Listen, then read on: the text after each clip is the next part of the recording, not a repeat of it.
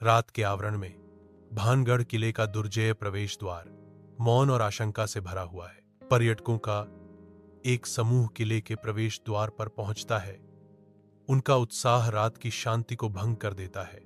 एक पर्यटक, जिसकी आंखों में एक साहसिक चमक थी, कहता है, चलो देखते हैं क्या होता है।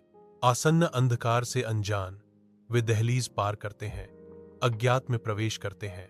पर्यटक प्राचीन भानगढ़ किला महल का पता लगाते हैं। उनकी टॉर्चें भारी अंधेरे से जूझ रही हैं। एक बेचैनी भरी ठंड हवा में प्रवेश करती है, क्योंकि एक अजीब सी गूंज प्राचीन पत्थरों से होकर गुजरती है। मंद प्रकाश में छायाएं मुड़ती और मरोड़ती हैं, आंखों पर चालें खेलती हैं। एक पर्यटक की आवाज सन्नाटे को चीरती है, मुझे डर लग रहा है, चलो वापस चलते हैं।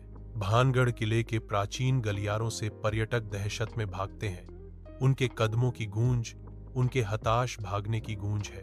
वे खुद को एक गुप्त कक्ष में सिमटते हुए पाते हैं, जहां हवा भूली हुई दहशत के भार से भारी है। एक प्राचीन पुस्तक खुली पड़ी है, जिसके पन्ने रानी रत्नावती और तांत्रिक जादूगर की शापित कहानी फुसफुसा रहे हैं। किताब की आवाज कमरे में गूंजती है, जो कोई भी रात में इस किले में प्रवेश करेगा वह कभी वापस नहीं आएगा।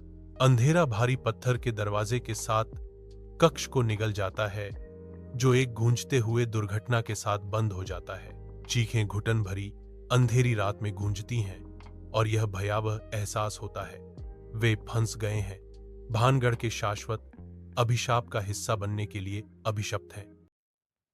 रात के आवरण में भानगढ़ किले का दुर्जेय प्रवेश द्वार मौन और आशंका से भरा हुआ है। पर्यटकों का एक समूह किले के प्रवेश द्वार पर पहुंचता है।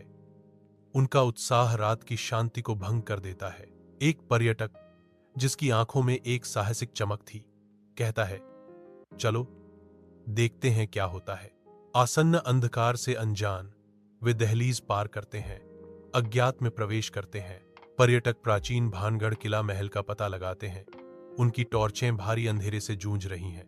एक बेचैनी भरी ठंड हवा में प्रवेश करती है, क्योंकि एक अजीब सी गूंज प्राचीन पत्थरों से होकर गुजरती है।